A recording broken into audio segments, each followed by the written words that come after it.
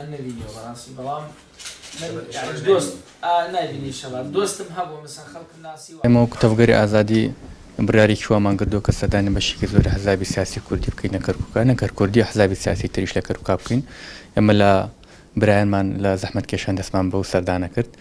هەڵسەنگانی ڕۆژی سیاسی ئەمنی سەربازی ئیداری شاری کەرکووکمان کرد بەگشتی و پەیوەندیەکانی نێوان هەردوو حەزبی شەڵسەنگانمان لەسەر کرد و باسمان کرد و لەسەر هەڵبژاردننی شاری کەرکووک و کەسێکی کە دووسە بێمە باسمان کردو مە لە کەرکووکە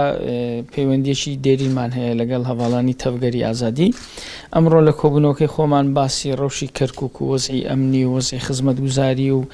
ئەو شتانەی کە ڕوبەڕووی ڕۆژانە ڕوبەڕووی خەڵکی شاری کەرکووکە بێتەوە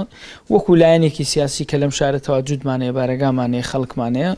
قسەمان لەسەری کردو پێمان وایە ڕەوشەکە لە باشیان نییە چ باری ئەمنی چ باری خزمەتگوزاری و هەموو ئەوانەی کە ڕۆژانە ڕوبەڕووی تاچی ئەم کۆمەلگایە بێتەوە پێمان وایە حزبە سیاسەکانیش بەشێکن لەم کۆمەلگایە و دەبێت ڕۆڵیان هەبێ قسەیان هەبێەوە هێزێک بن بۆ چارەسەرکردن بۆ باشترکردن لەگەڵ هەموو ئەمانەیە تەئکیدشمان لە پەیوەندیەکانی نێوانی خۆمان کردوێتەوە.